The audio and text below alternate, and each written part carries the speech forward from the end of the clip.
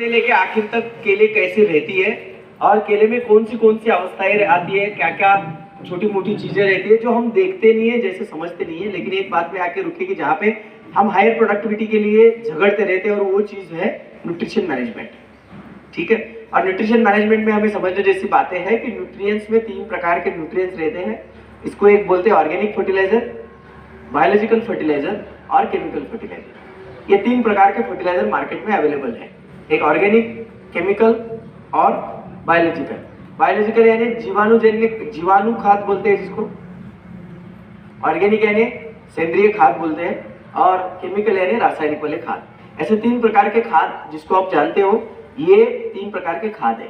मूल तत्व से देखा जाए तो प्लांट के मूल खाद कौन सा है, तो केमिकल फर्टिलाइजर ही उनका मूल खाद है, क्योंकि जो पृथ्वी पे ऊपर जो वनस्पति है वो ड्यूअल रेस्पिरेशन पे डेवलप होती है, और ड्यूअल रेस्पिरेशन यानी कार्बन डाइऑक्साइड भी लेती है और ऑक्सीजन भी लेती है, इसलिए उसको ड्यूअल रेस्पिरेटेड बोलते हैं। और ये ड्यूअल रेस्पिरेटेड होने की वजह से इसमें पृथ्वी के ऊपर ये अजब नाम की एक वनस्पति है जो खुद का अनाज खुद बनाती है। बाकी सारे जो जीवात है, ये जीव है इंक्लूडेड हम सारे डिपेंडेबल है।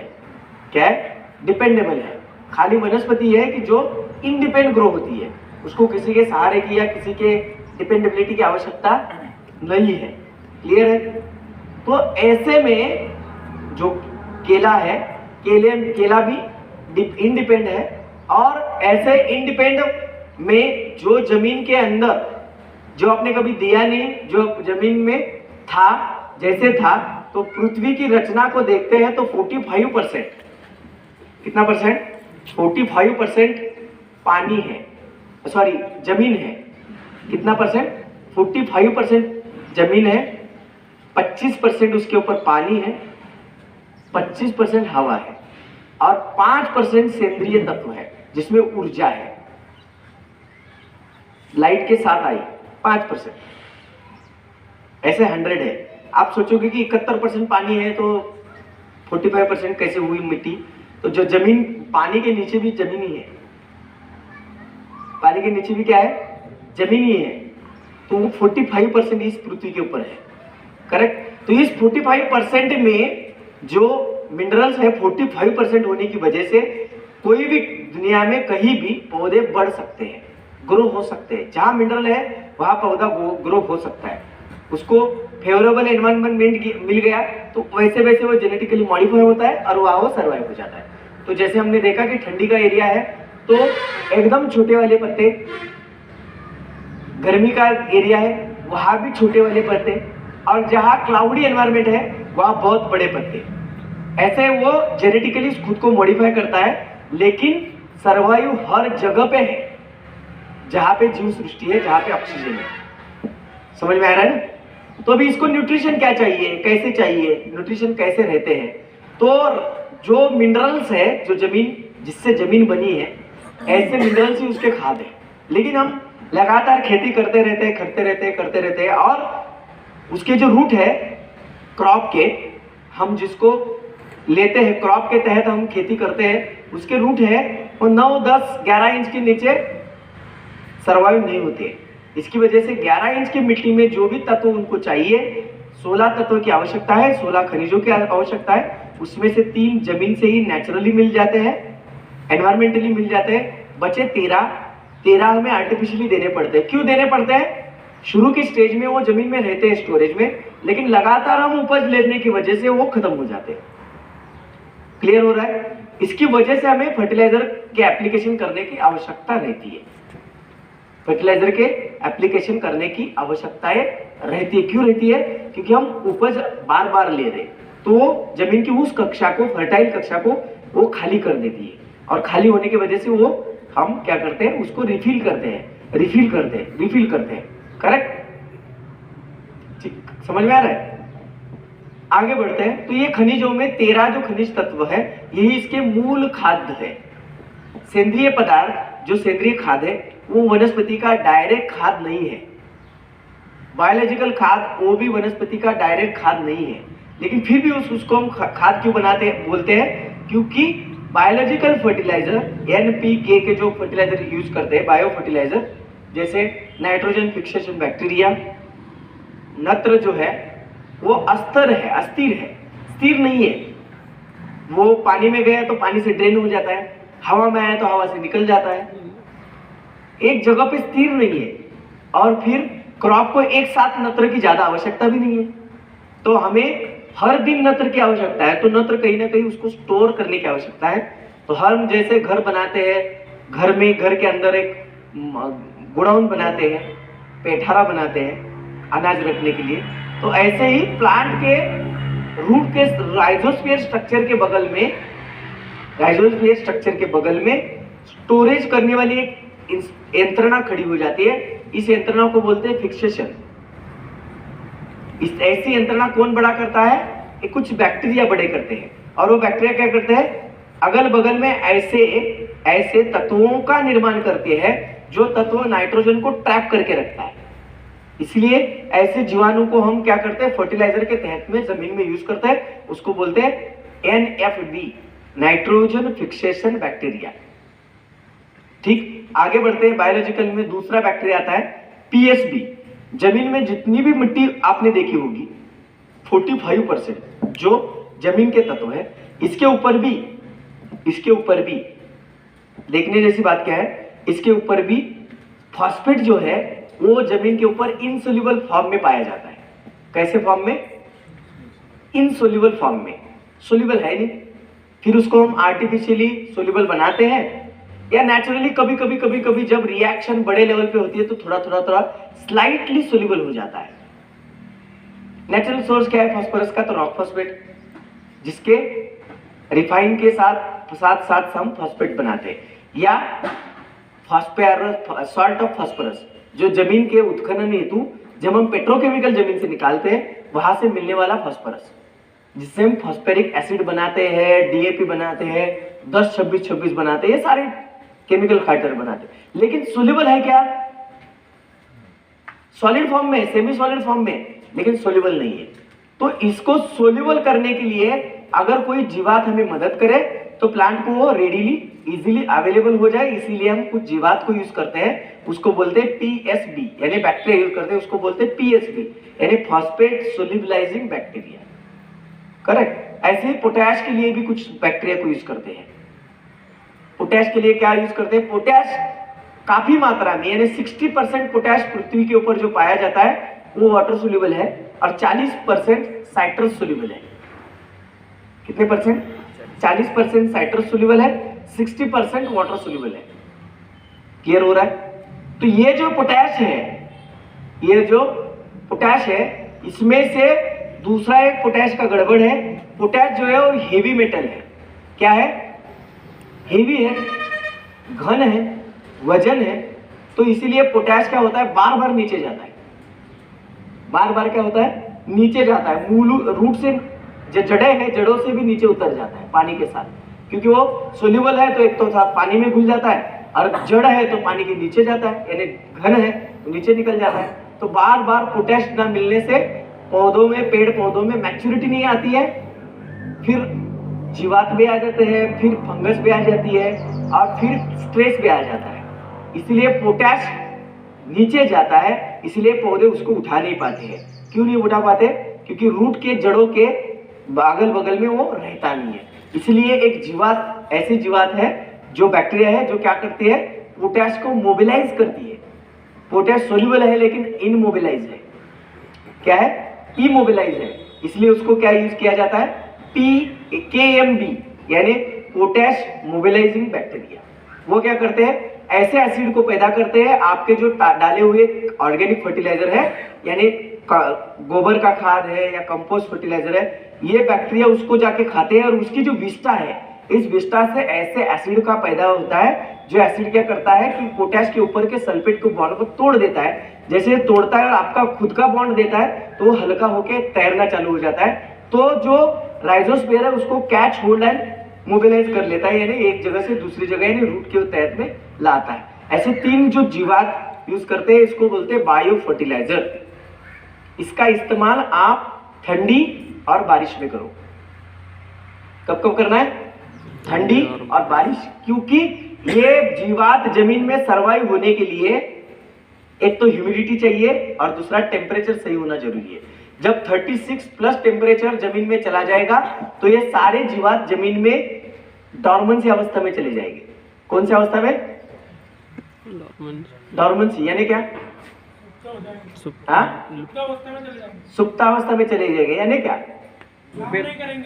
कोमा में चले जाएंगे। सिंपल भाषा में क्या बोलते हैं हम उसको? कोमा। पता है ना हमें?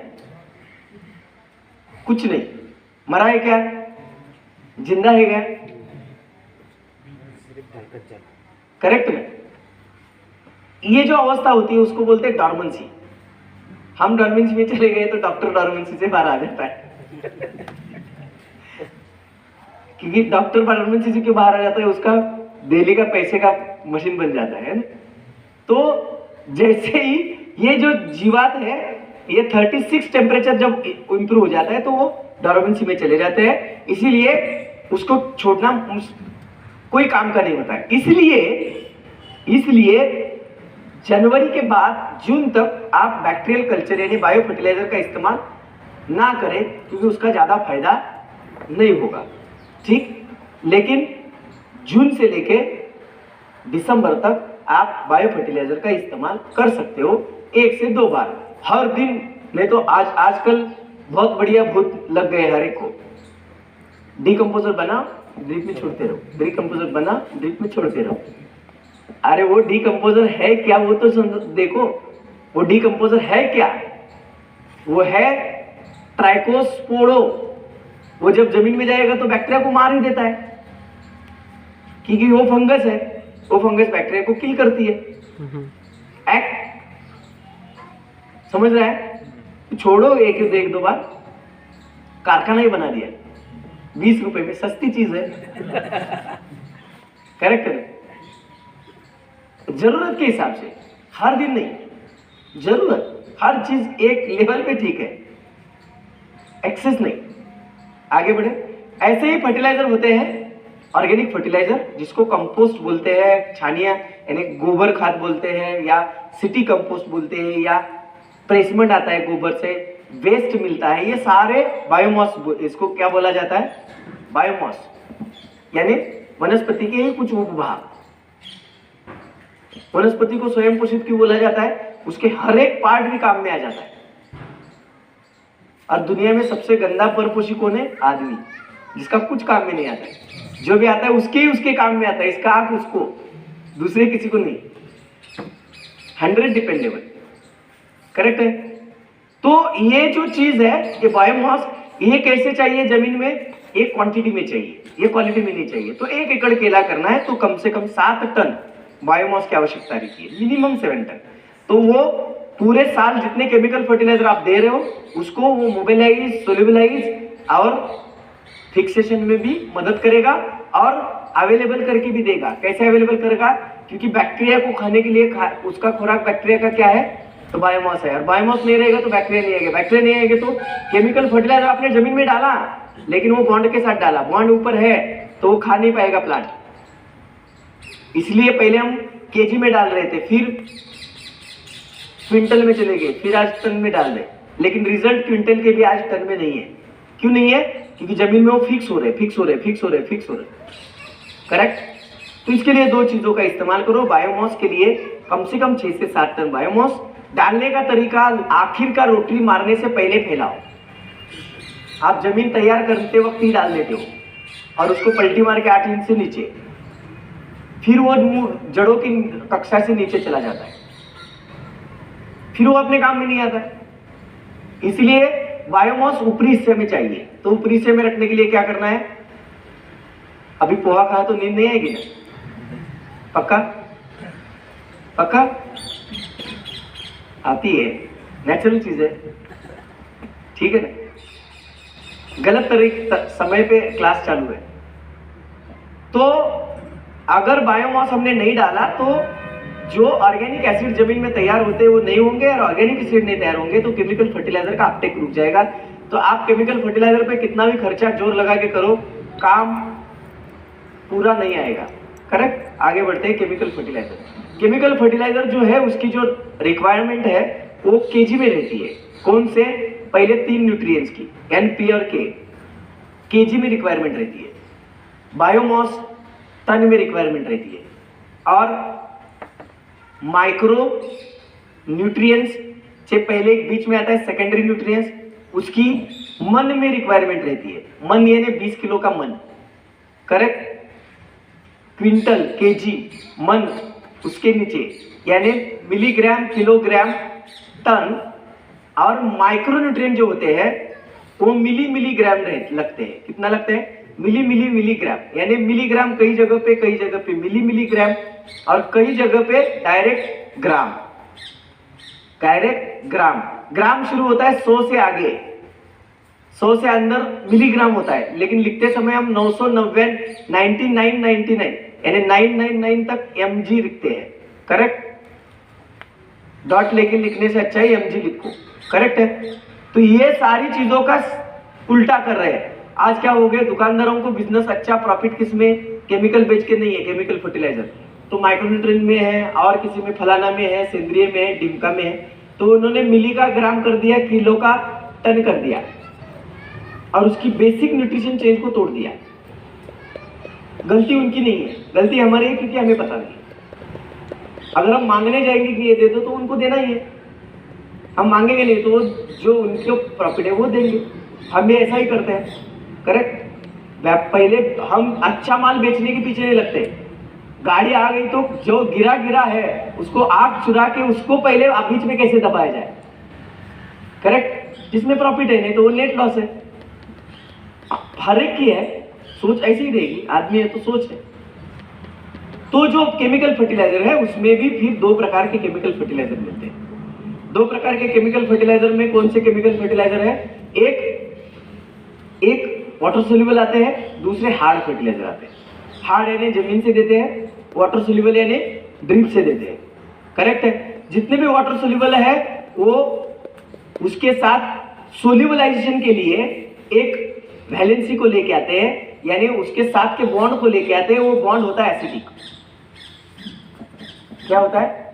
एसिडिक, या तो फिर न्यूट्रल बेस, ये 2 बॉन्ड होते हैं तो हर चीज पानी में सोल्यूबल है। ये 2 बॉन्ड होते हैं तो पानी में सोल्यूबल है। तो इसको सोल्यूबल बनाने के लिए इसराइल ने 1981 में पहली बार वाटर सोल्यूबल का इस्तेमाल 100 सोल्यूबल करके जमीन के अंदर की बीज की जो तकनीक है, नेचुरल तकनीक कि छानिया खादर यानी गोबर का खाद डालो, उसके एसिड बनाए, एसिड से फिर वो सोल्यूबल हो, मोबिलाइज हो, फिर वो अपटेक हो, इस चेन को ही निकाल दिया, डायरेक्ट रेडी मोबिलाइज फॉर्म में ही दे दिया, तो डायरेक्ट अपटेक हो जाता है। क्या हो जाता है? डायरेक्ट अपटेक हो जाता है। फायदा ही, तोटा कहाँ है? फायदा ही है। लेकिन फिर एक बात समझ में आई कि वो जीन को क्या करता है? एक्सिलरेट करता है। क्या करता है? एक्सिलरेट करता है। और जीन एक्सिलरेट होने की वजह से हर अवस्था कम समय में खत्म हो रही है। तो जो केला 12 महीने का था वो 9 महीने तक आ रहा है, 9.5 महीने तक आ रहा है। और इससे दुगना नुकसान क्या हो रहा है? सारे फंगस, सारे कीट, इंसेक्ट, पेस्ट, इनका भी बहुत बड़ी तादाद में वहां अट्रैक्शन हो रहा है। क्यों हो रहा है? क्योंकि हर अवस्था मैच्योर नहीं हो रही है। यंग ग्रोथ स्टेज है तो ग्रोथ स्टेज भी पूरी नहीं हो रही है, तब तक दूसरी आ रही है। क्यों आ रही है? क्योंकि water soluble fertiliser direct uptake होने की वजह से प्लांट की भी क्या करता है? डिस्ट्रैक्ट होकर जो मिलीग्राम में चाहिए उसको किलोग्राम में खींच लेता है। मिलीग्राम में चाहिए वो किलोग्राम में। कैसे? हमारे बॉडी के अंदर से डाइजेस्ट जूसेस जितने हैं वो आना बंद हो जाते हैं, तो अंदर से डिमांड बंद हो जाती है, सूखा होना चालू हो जाता है मुंह। और जैसे मुंह सूखा हो जाता है, जो खाया है वो अंदर ढकेल नहीं पाते हैं, तो उसके बाद हम खाना बंद कर देते हैं। क्लियर हो रहा है? लेकिन डाइजेस्ट जूसेस का ये काम कुछ ऐसी चीजें करती है, जैसे मीठी चीज, जैसे खट्टी चीज, ऐसे उसके साथ मिला के खाई जाए तो डाइजेस्ट जूसेस भी डिस्ट्रैक्ट हो जाते हैं और चलते ही रहते हैं। तो फिर हमारी जरूरत 3 किलो की थी तो हम 6.5 किलो खा लेते हैं। तो शरीर 3 किलो ले लेता है और 3 किलो को फिर वहीं पे वेस्ट में जमा कर लेता है, तो हमारा पेट बड़ा होना चालू हो जाता है। क्योंकि वेस्ट स्टोर करने की जगह कहाँ दूसरी जगह पे है नहीं, क्योंकि वो अनमोबिलाइज है, तो वेस्ट में पड़ता है, तो जिसकी अननेसेसरी ऊर्जा बनती है यानी एनर्जी बनती है, उसको बोलते हैं फैट।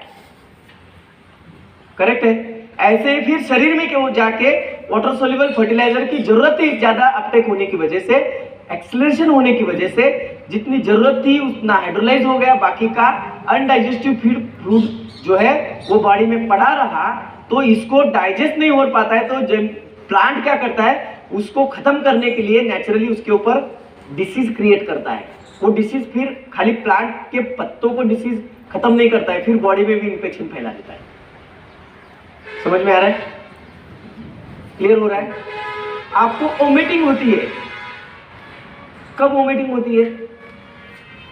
जब ऐसी चीज आप खा लेते हो जो आपके डाइजेस्ट सिस्टम के स्ट्रक्चर को, डाइजेस्टर को डाइजेस्ट करनी नहीं होती है, ऐसी चीज मुंह से गलती से भी नीचे गई, वोमिटिंग हो जाती है। करेक्ट है कि नहीं होती? क्यों होती है ऐसा? कैसा सेंस आता है? ये आपके डीएनए में लिखा हुआ है कि ये चीज आपके डाइजेस्टर को नहीं चाहिए, तो यहां से जाने वाली पीसीएस यहां से उतरने ही नहीं देगी। कि देगी? यहां भी पेशियां है, डीएनए पेशी के अंदर है, तो हर एक का काम फाइनल है।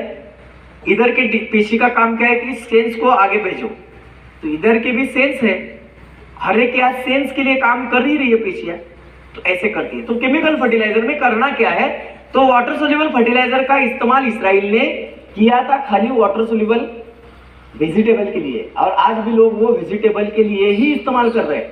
लेकिन इंडिया में नॉलेज ना होने की वजह से वाटर सोल्यूबल का इस्तेमाल हर क्रॉप में हो रहा है। वेजिटेबल क्यों? क्योंकि उसकी अवस्थाएं मिक्स होती है, ब्रांच भी आ रही है, फ्लावर भी आ रही है, फ्रूट भी बड़ा हो रहा है, मैच्योर भी हो रहा है, पिकिंग भी चल रहा है। मिक्स है कि नहीं है? मिक्स है कि नहीं है? तो हाई यील्ड मिलेगी नहीं? मिलेगी, फायदा ही होगा। अगर वहां पे आप हार्ड फर्टिलाइजर डालोगे तो 1.5 महीने के बाद चालू होगा लगने में, तो कोई फायदा होगा क्या? तो वहां पे आपको हार्ड फर्टिलाइजर इस्तेमाल करने से अच्छा वाटर सोल्यूबल इस्तेमाल करोगे शॉर्ट ड्यूरेशन क्रॉप में, तो बहुत अच्छा फायदा होगा। लेकिन फिर फंगस और पेस्ट इंसेक्ट का प्रादुर्भाव तो रहेगा ही रहेगा। क्यों? क्योंकि अनडाइजेस्टिव फीड तो वही भी बढ़ने वाले हैं, तो वो भी आपको समझना है कितना मिलीग्राम चाहिए और कितना दे रहे। करेक्ट? तो केले में हमने इससे एक बीच का रास्ता खोला कि slow release fertiliser, middle release fertiliser और फास्ट रिलीज फर्टिलाइजर जरूरत के हिसाब से 15 दिन की जरूरत, 1 महीने की जरूरत और उसके अगले महीने की जरूरत, ऐसे पहले हमने क्या करा कि वाटर सोल्यूबल फर्टिलाइजर को गोली मार दी। आज हम जितने भी प्लॉट खड़े करें, 3 साल से हमने 1 मिलीग्राम भी वाटर सोल्यूबल फर्टिलाइजर हेतुपुरस्कृत से यूज नहीं किया है। कभी कभी रिकवरी के लिए यूज कर रहे हैं, 2 केजी 5 केजी रिकवरी, यानी आज जरूरत ही है, हार्ड फर्टिलाइजर से होगा नहीं। क्यों? कि ज्यादा ठंडी आई है, अभी 2 डोज वाटर सोल्यूबल के देने जरूरी है, क्योंकि इंस्टेंट फीडिंग की जरूरत है। तो कभी कभी हम आईवी लगाते हैं, कभी कभी हम फास्ट फूड खाते हैं, कभी कभी हम लिक्विड फूड लेते हैं। तो कभी कभी ये शब्द को ध्यान में रखो, हर दिन हम लिक्विड पे ही जिंदा रहेंगे, रह पाएंगे क्या?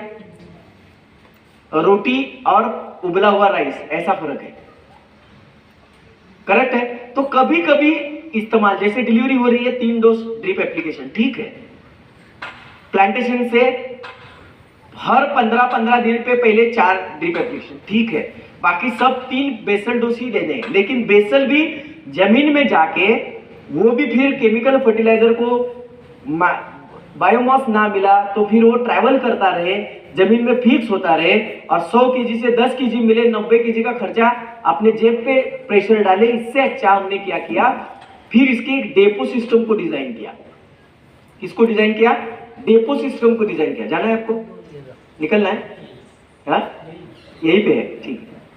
तो किसको डिजाइन किया? डेपो को डिजाइन किया। डेपो डिजाइन करने से फायदा क्या हुआ, जो आज अगर हम देखते हैं तो 100 केजी केमिकल फर्टिलाइजर हम जमीन में दे रहे हैं, तो उसमें से 13 केजी नत्र नाइट्रोजन क्रॉप ले रहा है, 87 केजी नाइट्रोजन हवा और पानी में निकल रहा है, उसको स्टोर नहीं कर पा रहे। ये आज गवर्नमेंट का सर्वे है, आईसीआर का सर्वे है। 100 केजी फॉस्फेट दे रहे हैं, तो उसमें से 7 केजी फॉस्फेट काम में आ रहा है, ज्यादा से ज्यादा 9, बाकी सॉइल में फिक्स हो रहा है। 100 केजी पोटैश दे रहे हैं तो उसमें से मैक्सिमम 5 केजी 4.87 ज्यादा से ज्यादा 5 केजी पोटैश प्लांट ले रहा है, बाकी सब जमीन में फिक्स है। तो आप समझो 50-60 हजार के, 40 हजार के, 30 हजार के जो फर्टिलाइजर डाल रहे हैं उसमें से कितने प्लांट को मिल रहा है, उसका बेरीज लगा के देखो। अगर ये मिलना चालू हो गए तो क्या क्रांति होगी। बढ़ाने की आवश्यकता है क्या, अभी इसको खाली चैनलाइज करने की आवश्यकता है, करेक्ट है कि नहीं, इसको सीखना है। तो इससे हमने क्या किया कि जमीन में जाके हमारा कंट्रोल नहीं रहेगा, तो इससे अच्छा है 1 केजी केमिकल फर्टिलाइजर का पहले 3 बेसल डोज हम दे देते हैं सॉइल हार्ड फर्टिलाइजर। तो बेड पे जो देते हैं उसमें क्या करा, तो 1 केजी केमिकल फर्टिलाइजर के लिए 2 से 3 केजी बायोमास ले लो, जो हमारे पास तो अभी बायोमास क्वांटिटी में है क्या, गोबर खाद है क्या क्वांटिटी में, जितना है उतना बेस्ट यूज करना है। सर ये जो आपने बोला कि इसके लिए 2-3 केजी बायोमास ले लो, इस चीज के लिए वर्मी कंपोस्ट वगैरह यूज कर सकते हैं? हाँ, इसमें वर्मी कंपोस्ट आप यूज कर सकते हो, जिसमें बायोमास मैंने बोला है, कंपोस्ट नहीं बोला है। मैंने बोला क्या, बायोमास। बायोमास यानी कोई भी वनस्पति का स्पेयर जो वेस्ट है, करेक्ट। बायोमास का दूसरा उपज कोई नहीं, वनस्पति ही है, करेक्ट। डिकम्पोज है, ठीक है, नहीं है तो भी ठीक है, करेक्ट। 1 केजी केमिकल फर्टिलाइजर आपने लिया तो आपको यह दिमाग रखना है कि आप 12 से केजी तक केमिकल फर्टिलाइजर पूरे साल में 1 एकड़ में दे रहे हैं। अभी हम वाटर सोल्यूबल फर्टिलाइजर और सोल्यूबल करके दे रहे हैं, तो 500 केजी और कम हो गया तो 700 केजी बायोमास हम हर केमिकल फर्टिलाइजर हम खेती में हर साल दे रहे हैं। तो 700 केजी के लिए आपको 1.5 टन के बायोमास यानी छानिया खातर यानी गोबर का खाद या गोबर अच्छा कच्चा यानी कच्चा डिकम्पोज हुआ, वो गोबर आपको बगल में रखना है, घर में या खेत में कहीं छाव में, और उसको पार्शियली यूज करना है पहले 3 डोज में। इससे क्या होगा, तो ये क्या करता है कि हम करते क्या है कि काला पेपर लेते हैं, इस काले पेपर के ऊपर नीचे एक बेड लगाते हैं। जैसे हमने 100 केजी का खातर का डोज देना है तो 100 केजी केमिकल फर्टिलाइजर के लिए 200 से 300 केजी हम क्या लेते हैं, गोबर खाद लेते हैं, अच्छा कच्चा कोई भी जो आपको बायोमास मिले। एक केमिकल फर्टिलाइजर के लिए कितना केजी, 3 केजी। ध्यान से सुनो, बहुत जरूरी चीज है। और इस 3 केजी पे निचले हिस्से में बेड लगाते हैं। बेड के पहले बायोमास का लगाओ, तो बेड कितना लगाना है, जो 300 केजी अगर हमने लिया तो उसमें से 200 केजी का बेड नीचे लगाओ। 300 केजी में से 200 केजी का बेड कहाँ लगाओ, नीचे लगाओ। बचा 100 केजी बचा हुआ केमिकल फर्टिलाइजर में मिक्स करो। कहाँ पे मिक्स करना है, केमिकल फर्टिलाइजर में मिक्स करो। फिर जो केमिकल फर्टिलाइजर में मिक्स किया हुआ जो बायोमास है उसका बेड के ऊपर बेड लगाओ। अभी आपका बेड पूरा हो गया। इस बेड में आपको एक्स के तहत आपको 1.5 इंची पाइप लेनी है, पीवीसी पाइप, और वो पाइप उतनी लंबी लेनी है जितना आपका बेड लंबा है, और बीच में सेंटर इसका एक्स बनाना है, और उसको होल डाल के उसके अंदर रेती, बड़े पत्थर वाली रेती भरनी है, और ऊपर से आपको उसके अंदर पानी डालना है। लेकिन पानी कौन सा डालना है, जिसमें कल्चर हो, जिसमें फर्मेंटेड मीडिया हो, और वो क्या होना चाहिए, अगर मेरा बायोमास का वजन कितना हुआ और केमिकल फर्टिलाइजर का वजन कितना हुआ, तो मैंने 300 केजी बायोमास लिया और 100 केजी केमिकल फर्टिलाइजर लिया, बराबर है, तो हो गया 400। तो इससे 5% पानी लेना है। कितने परसेंट, तो 400 के लिए पानी कितना हुआ, 20 लीटर हुआ। कितना लीटर हुआ, 20 लीटर हुआ ना। 100 लीटर के लिए 5 लीटर, तो 400 लीटर के लिए 20 लीटर। तो हमें 20 लीटर पानी लेना है 100 केजी केमिकल फर्टिलाइजर के लिए, जिसमें 300 केजी बायोमास है, करेक्ट। और ये फिर इसमें आपको डालना है NFB, PSB और KMB। इसके साथ इसमें डालना है इंडा, बेसन यानी इग्स, बेसन, गोड़ यानी जागरी, और फिर इसमें हमें फर्मेंट करने के लिए और एक इंस्टेंट मीडिया लेना है, जिसमें सोयाबीन क्रश किया हुआ लेना है, जिसमें प्रोटीन होता है और जिसमें बैक्टीरियल ग्रोथ कुछ ही घंटों में होती है। और ये जो सोयाबीन का क्रश किया हुआ लेना है, और इसके साथ आपको रेडीमेड प्रोटीन मिलते हैं, सोया वाले या फिश वाले, जो रेडीमेड प्रोटीन हाइड्रोलाइजर मिलते हैं मार्केट में, उसको लेना है। एक 100 लीटर के अगर 100 केजी का खातर है तो उसके लिए लेना है 100 ग्राम। अगर 1 टन फर्टिलाइजर का डोज लेना है तो 1 केजी। समझ रहे हो? ये इस हिसाब से लेना है। और इसका मिक्सचर कल अगर भट्टी लगा रहे हो, इसका डेपो लगा रहे हो, तो एक दिन पहले अगर आपने इस 20 लीटर ड्रम में रख दिया तो फर्मेंटेशन होकर ऐसे फूल जाता है 24 घंटे में। और इस पानी को घोल के आपको उस पाइप से अंदर डालना है।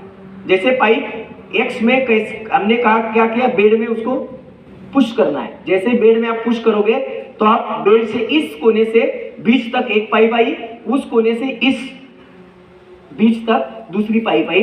दोनों पाइप से हमने क्या करा, पूरा पानी डाल दिया। तो बेड के अंदर हर एक लेयर पे आपने होल डाल दिया है, तो वहां से पानी अंदर बेड में चलता रहेगा, चलता रहेगा, चलता रहेगा। 10-15 मिनट पानी खत्म होगा तो पूरा बेड गीला हो जाएगा। कितना गीला होगा? जितना जरूरी है, पानी पानी नहीं होगा। जैसे ये पानी मिलेगा, अगले 2 से 2.5 घंटे के बाद केमिकल फर्टिलाइजर में पानी पानी पानी होना चालू होगा। क्योंकि केमिकल फर्टिलाइजर को जैसे पानी लग जाता है उसके पानी होना चालू हो जाता है, सोल्यूबलाइजेशन हो जाता है। करेक्ट? जैसे सोल्यूबलाइजेशन होगा आपको इस बेड को क्या करना है, ढाक लेना है। उसी पेपर से, जो काला पेपर नीचे डाला है, उससे ये बगल वो की बगल और ऊपर से डाल के उसको पैक करके ऊपर उसमें वजन रखना है, हल्का फुल्का वजन, जिससे अंदर प्रेशर हो।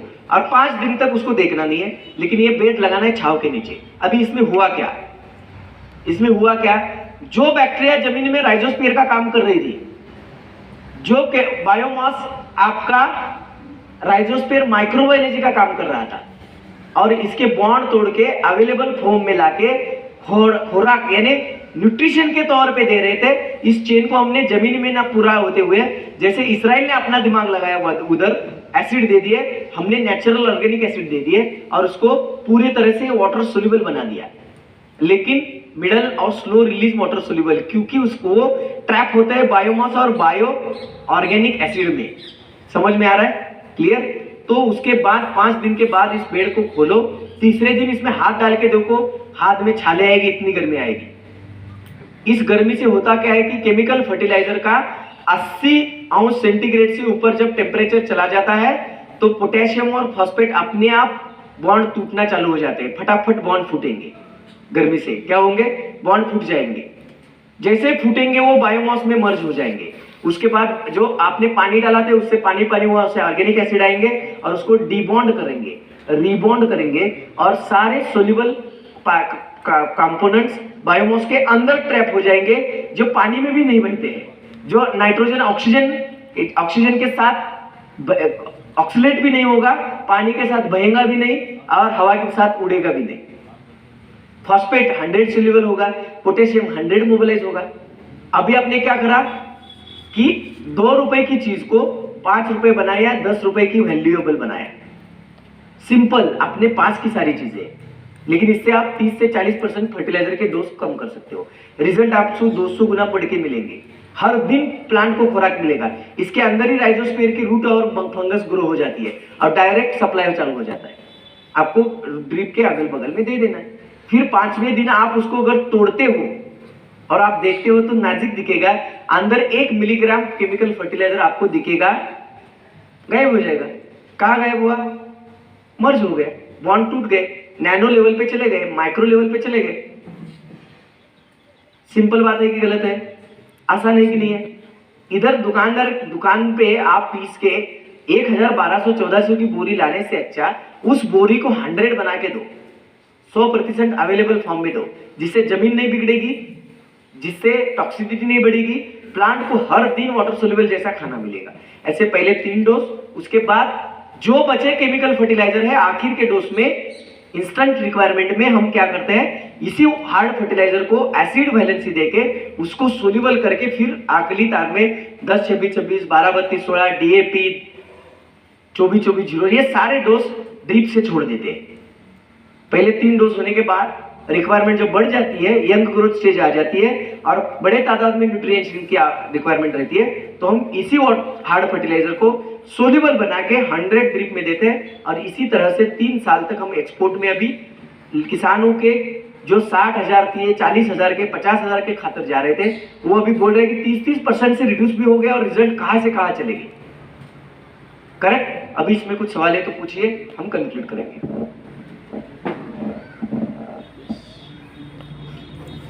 कुछ सवाल है कि समझ में नहीं आया?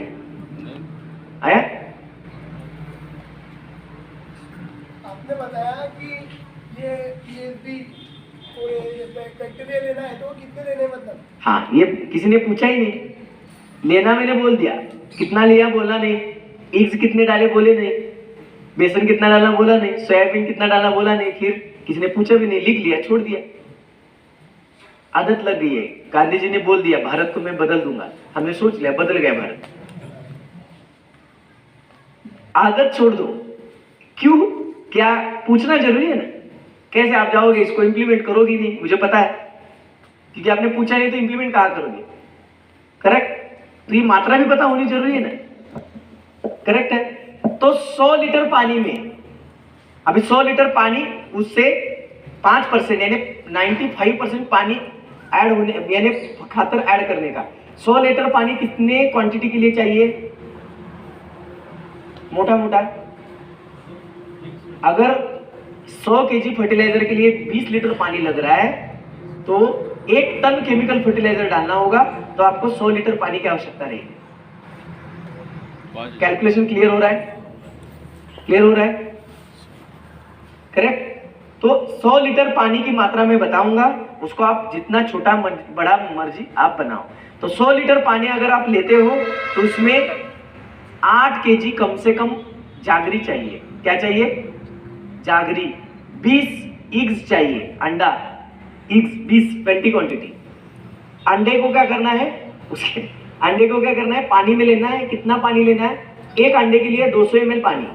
तो जितने अंडे होंगे उतना पानी बढ़ा के लो, और उसमें फिर एक अंडे के लिए 15 मिली अल्कोहल लेना है। कितना ml? 15 ml अल्कोहल लेना है, ये कॉन्सेंट्रेट क्वांटिटी में। तो पानी में जो अल्बिन, अंडे में जो 2 प्रकार के प्रोटीन होते हैं, येलो और व्हाइट अल्बिन, बराबर ना? ये अल्बिन जो प्रोटीन है, ये अल्बिन क्या होंगे? सोल्यूबल हो जाते हैं। क्या हो जाते हैं? अल्कोहल की वजह से। ऐसे पानी में वो सोल्यूबल है क्या? फिर वो बैक्टीरिया कहां से खाएंगे? इसको सोल्यूबल करने के लिए पहले हमने पानी लिया, 20-30 ml कम से कम पानी पर अंडे के लिए, 30 ml के साथ 100 ml पानी, 100 ml पानी के साथ साथ 10 से 15 ml अल्कोहल, और उसमें अंडा डालेंगे तो वो सोल्यूबल हो जाता है, और पीला और व्हाइट एक 1 पीस हो जाता है। क्लियर? फिर उसको आपको उस खाने में डालना है, यानी उसके बैक्टीरिया के खुराक में डालना है। क्लियर? आगे बढ़ते हैं। सोयाबीन कितना डालना है? सोयाबीन अगर घर का है तो 10 से 12 किलो डाल दो। कैसे? क्रश करके डालना है, फोड़ के डालना है। लेकिन फोड़ के भी कैसे डालना है? सेक के डालना है। सेक के यानी सेकते हैं ना, बुन बोलते हैं, वो ऐसे डालना है। ऐसा कच्चा डालोगे तो वो फर्मेंट होता है, यानी क्या होता है? सड़ता है। उसको सड़ने नहीं देना है, उससे प्रोटीन लेने हैं, तो इसीलिए उसको सेकना है, जिसमें बैक्टीरियल ग्रोथ नहीं होगी। फिर उसके जो बैक्टीरियल ग्रोथ होगी वो अपने बैक्टीरिया की ग्रोथ होगी जो अपने जरूरी है, NPK। करेक्ट? आगे बढ़े। फिर हमें लेना है प्रोटीन। मैंने समझाया आपको, 100 केजी के लिए 100 ml, 100 केमिकल फर्टिलाइजर के लिए अगर 1 टन का डोज लगा ले तो 1 केजी या 1 लीटर प्रोटीन, हाइड्रोलाइसिड प्रोटीन। ठीक? और क्या आपने पूछा था? बेसन रहेगा सर? हाँ, बेसन अगर आपने सोया डाला है तो बेसन की आवश्यकता नहीं है। सोया नहीं है तो 4 केजी बेसन 1 टन यानी 100 लीटर पानी में चाहिए। और पीएचडी के NFB, PSB और KMB, ये 1 टन यानी 100 लीटर पानी के लिए 3 लीटर चाहिए। 100 लीटर के लिए कितने चाहिए? 3 यानी 1 टन फर्टिलाइजर के लिए 3 लीटर और 3 लीटर। अगर उसमें से आपको 50 लीटर पानी यानी 500 केजी, आधा टन का डोज है तो 1.5 लीटर 1 लीटर। अगर अच्छी कंपनी का है तो आधा लीटर भी काम कर देता है, क्योंकि वो फर्मेंट ही होना है। 1 से करोड़। हमने ये जो बोला है ये गवर्नमेंट का मिलेगा, जिसमें क्वांटिटी का कोई लेना देना नहीं है, यानी क्वांटिटी का कोई ठिकाना नहीं है, क्वालिटी का कोई ठिकाना नहीं है। ऐसे मिलता है यूनिवर्सिटी से, वहां पे हम 3 लीटर बोलते हैं 1 टन के लिए। क्लियर? ठीक। सवाल? अल्कोहल का फॉर्मूला क्या आएगा? अल्कोहल का फॉर्मूला क्या आएगा कि कौन सा लेना है?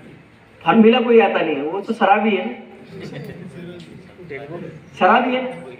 अल्कोहल इथर, उसमें आपको अगर मार्केट से लेना है तो अल्कोहल मार्केट से लेना है तो इथेनॉल आता है, मिथेनॉल आता है। सैनिटाइजर नहीं लेना है आपको, लेना क्या है? अल्कोहल ही लेना है, ब्रांडी में नहीं जाना है। सिंपल वाली अशी चपटे बाटल्या आहेत सस्ती वाली आती है, अपने अल्कोहल से मतलब है। जिब्रेलिक का स्प्रे बोलते हैं तो मजूर बोलते हैं मुझे आना है, मुझे आना है। उनको पता है जिब्रेलिक पानी में डालो, बोतल का है। ये प्रति 1000 कितना डालना पड़ेगा फिर ये? जो आपका डोज आएगा ना, जो आपके डोज है, जैसे आपने पहला डोज डाला 150 किलो का 3 गोरी का, समझ में आ रहा है? पूरी समझ में ले लो। जैसे डोज है, केमिकल फर्टिलाइजर कितने कैलकुलेट होंगे उतने हिसाब से आएगा सब। पहला डोज, दूसरा डोज, तीसरा डोज, 3 डोज डालते हैं तो 3 अलग अलग कैलकुलेशन। आप एक खेत में भट्टी लगा के डालो, वही फर्टिलाइजर कोई भी क्रॉप को, सोयाबीन को भी बेसल डोज डालना है, भट्टी लगाओ फिर डालो, फिर जमीन तैयार करके सोयाबीन लगाओ। एक खेत में डालो और एक खेत में, जमीन आसमान का फर्क मिलता है। ये प्रयोग हो चुके हैं, आप में पहुंचने में समय लगा। सर एक एकड़ में माइक्रो न्यूट्रिएंट भी आते हैं, सेकेंडरी न्यूट्रिएंट भी आते हैं, केमिकल फर्टिलाइजर भी। जो डोज हम डाल रहे हैं केमिकल फर्टिलाइजर का, जिसमें माइक्रो भी केमिकल है, सेकेंडरी भी केमिकल है और एनपीके भी केमिकल ही है, उसके लिए हमारा डोज है। क्लियर? 17 पान आने के पहले डाल देना क्या सर? नहीं, इसके लिए अभी शेड्यूल है, तो यहाँ पे मेरे ख्याल से संदीप भाई काम कर रहे हैं। आप हाथ ऊपर मत करो, आप आगे। हम शर्माते हैं थोड़ा, शर्मा नहीं है, शर्माते हैं। अब तो शर्मा मत, हैं? शर्माना मत। शर्माना मत। हाँ। ये संदीप भाई है जी, नमस्ते। ये बीएससी एग्री है, हमारे साथ पिछले 1.5-2 साल से जुड़े हुए हैं। इनका ट्रेनिंग चलता रहता है हर एक का। जो हम बोलते हैं, जो करते हैं, उसके कोई शेड्यूल नहीं मिलते, वो दिमाग से निकाल दो। आपके बांध यानी खेत में आके ही आपको प्रिस्क्रिप्शन मिलेगा, क्योंकि हर एक का खेत अलग है, स्थिति अलग है, समय अलग है। तो शेड्यूल को फॉलो करोगे तो 50% सक्सेस मिलेगी, सिस्टम को फॉलो करोगे तो 100% आपको सक्सेस मिलेगा। इसीलिए हमारे पास अभी 197 एग्रोनॉमिस्ट की टीम है, जो भारतवर्ष में पूरे एक्सपोर्ट और इनपुट मैनेजमेंट के लिए काम करती है। अच्छे पढ़े लिखे हैं। पढ़ाई हम किताबों की नहीं बोलते, एमएससी बीएससी एग्री को हम पढ़ाई नहीं बोलते।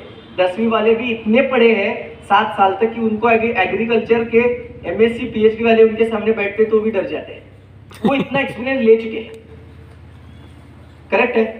मैं किताब को पढ़ाई नहीं मानता हूँ, क्योंकि किताब तो कल तक की थी, आज का नया जो हमें ही पता है, हम फील्ड में घूम रहे हैं। किताब वाले क्या जानेंगे? अभी प्रिंसिपल बैठे हैं, जब से पैदा हुए खेती, उन्होंने जो पढ़ा रहे हैं आप देख लो, जब से पैदा हुए हैं उन्होंने देखा है स्कूल, घर से स्कूल, पहले पढ़ रहे थे फिर पढ़ा रहे हैं। आपने घंटा दुनिया देखी तो आपका दिमाग इतना ही रहता है, फिर आपको सारे लोग उल्लू बनाते हैं। तो दुनिया में 2 लोगों को सबसे ज्यादा उल्लू बनाते हैं, एक आर्मी वाले और दूसरे मास्टर लोग। सबसे पहले गढ़ते हैं। क्यों गढ़ते हैं? उन्होंने दुनिया देखी ही नहीं है। फैक्ट है कि नहीं है? वो बच्चों में रह के बच्चे ही रहते हैं, फैक्ट है। वो सीखने की इच्छा ही नहीं है उनको। मैं खुद एक्रेडिटेशन में हूं, मैंने देखा है। हमारे यहाँ एग्रीकल्चर कॉलेज में भी विस्तार का एक विभाग होता है, विस्तार करते हैं, जिससे किसानों को बुलाओ, उनके प्रोग्राम लो, वहां पे लड़कों को ले जाओ, बच्चों को वहां सिखाओ, प्रैक्टिकल नॉलेज दे दो। ये हमारे गुरुजी ही बाहर नहीं जाते, तो चलेगा कैसे? जाएंगे कहाँ, मिलेंगे? अभी तो हमने देखा इंडिया में यूनिवर्सिटी में खाली एक्सटेंशन विभाग है, बाकी कॉलेज में तो कोई दिखता ही नहीं एक्सटेंशन। क्योंकि क्या बोलते हैं, फिर हम प्रेशर करते हैं, तो बोलते हैं कि आजकल पीएचडी वाले आपने कंपलसरी करा है, एमएससी एग्री वाले पे करे हैं, और वो लोग हमारे पास आते नहीं, वो प्राइवेट में जॉब करते हैं। आएंगे ही नहीं, करेक्ट है ना, आएंगे ही नहीं। क्यों आएंगे? क्योंकि कॉलेज वाला सैलरी देता है 20,000, पेपर पे लिखता है 70,000, 50,000 जमा करवाता है, तो वो आपके पास थोड़ी आएंगे, आएंगे नहीं।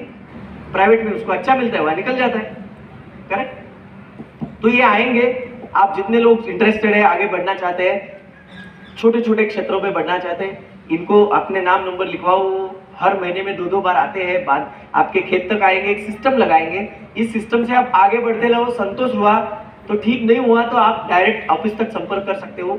जो प्रिस्क्रिप्शन नोट होते हैं उसके नीचे नंबर भी है, वहाँ आपको जो संतोष नहीं लगता है, जो दिक्कत लगती है, वो ट्रांसपेरेंट है, कोई चीज में लुपा छुपी नहीं है। ठीक है, धन्यवाद। इनका नंबर 79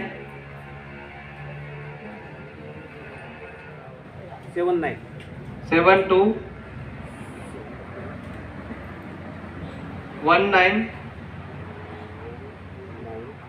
5073। मेरा नाम है संदीप तलेगांवकर।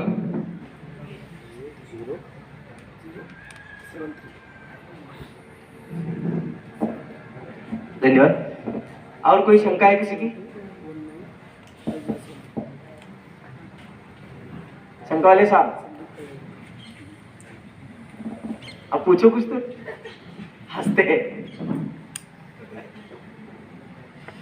सर ये जो अपना वास्ट डिकम्पोजर होता है, ये मतलब वेस्ट डिकम्पोज, वेस्ट डिकम्पोजर कितनी बार छोड़ना चाहिए प्लांट में? वेस्ट डिकम्पोज छोड़ने का समय क्या है और कितने समय तक छोड़ना चाहिए, अभी उसके बारे में कोई प्रैक्टिकल नॉलेज ना होने की वजह से उसकी अभी एक सिस्टम बन चुकी है।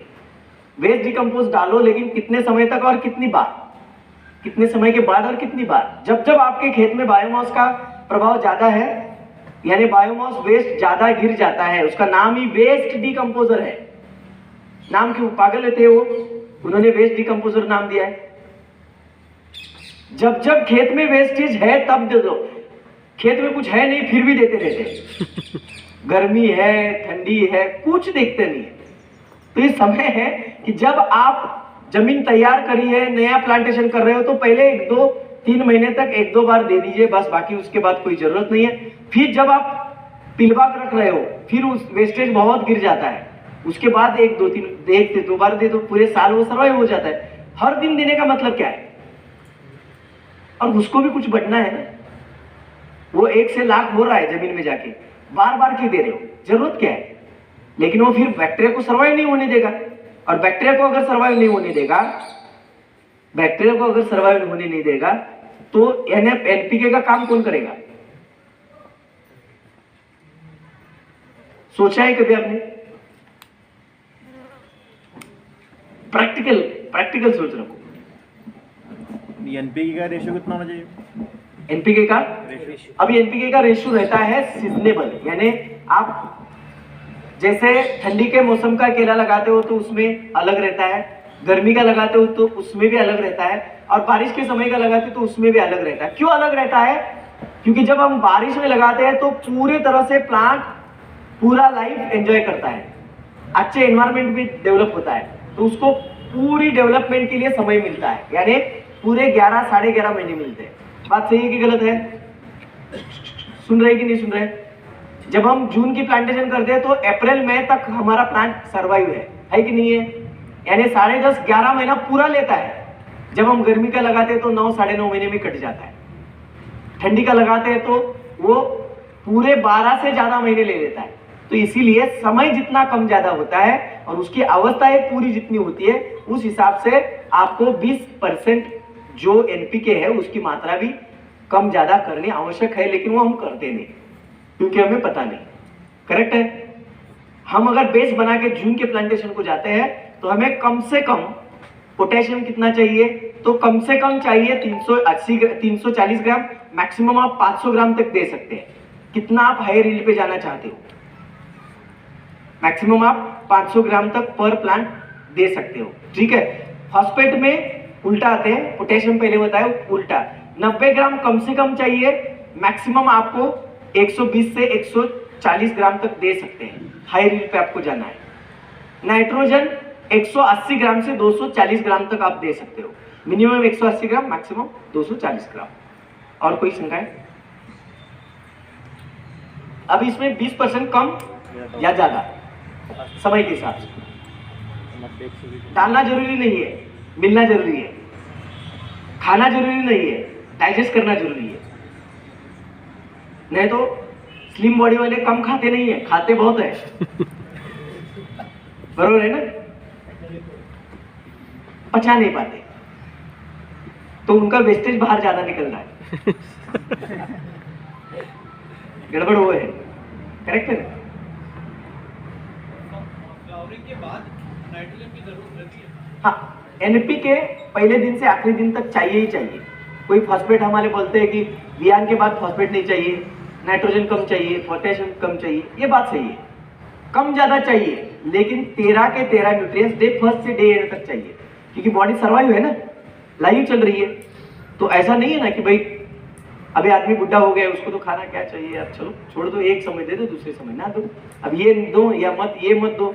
एक होता है कि सर्वाइव फीड, सर्वाइव फीड यानी नाली वाला खाद, नाली वाला यानी हमारी जो नाभि होती है, नाभि तक हम जब है तब तक हमें डिपेंडेबिलिटी है, यानी ट्यूबर से ट्यूबर डिपेंड ग्रो है एक दूसरे के ऊपर, तब तक वो रेडी फीड पे सर्वाइव है। जब वो इंडिपेंडेंट ग्रो होता है उसके बाद उसको आखिरी दिन तक सारे न्यूट्रिएंट चाहिए, लेकिन चाहिए कम ज्यादा, चाहिए कम ज्यादा। शुरुआती स्टेज में फॉस्फेट हावी होता है, नाइट्रोजन 2 नंबर पे, पोटेशियम 3 नंबर पे, लेकिन पहले दिन से पोटेशियम चाहिए ही चाहिए, क्योंकि पोटेशियम का काम है मैच्योरिटी। अगर पहली अवस्था को मैच्योरिटी नहीं आए तो दूसरी अवस्था पैदा कैसे होगी? समझ रहे हो ना? कम ज्यादा चाहिए। बीच में नाइट्रोजन ज्यादा होता है यंग ग्रोथ स्टेज में, फॉस्फेट 2 नंबर पे, पोटेशियम फिर 3 नंबर पे। फिर प्रेगनेंसी चालू हो जाती है, फिर फॉस्फेट ऊपर नंबर 1 पे आता है, गलत, पोटेशियम नंबर 1 पे आता है, फिर फॉस्फेट 2 नंबर पे जाता है, नाइट्रोजन 3 नंबर पे जाता है। डिलीवरी हो गई, पोटेशियम नंबर 1 पे था वैसे ही रहता है, 2 नंबर पे नाइट्रोजन आता है, फिर फॉस्फेट 3 नंबर पे चला, ये साइकिल है। आगे ठीक है, 2 मिनट। सर माइक्रोराइजा यूज करना चाहिए? माइक्रोराइजा यूज कर सकते हैं ना, उसमें कोई दिक्कत नहीं है। जैसे बैक्टीरिया एनपीके यूज कर रहे हैं, आप माइक्रोराइजा को भी यूज कर सकते हो, यूज करना कोई गलत नहीं है, लेकिन समय है कि जुलाई टू नवंबर, एक बार बहुत हो गया, क्योंकि एक बार सर्वाइव हो गए तो बार बार उसका डेवलपमेंट होता ही रहता है। हम करते क्या है, हर 1-2 महीने जरूरी। और बहुत अच्छा समय आपने, जो आपका शेड्यूलेड समय था उसको हमारे इस भ्रमंती प्रोग्राम में व्यतीत किया, इसके लिए मैं फिर एक बार पोलन परिवार की तरफ से, ओर से आप सभी का आभारी हूं। धन्यवाद।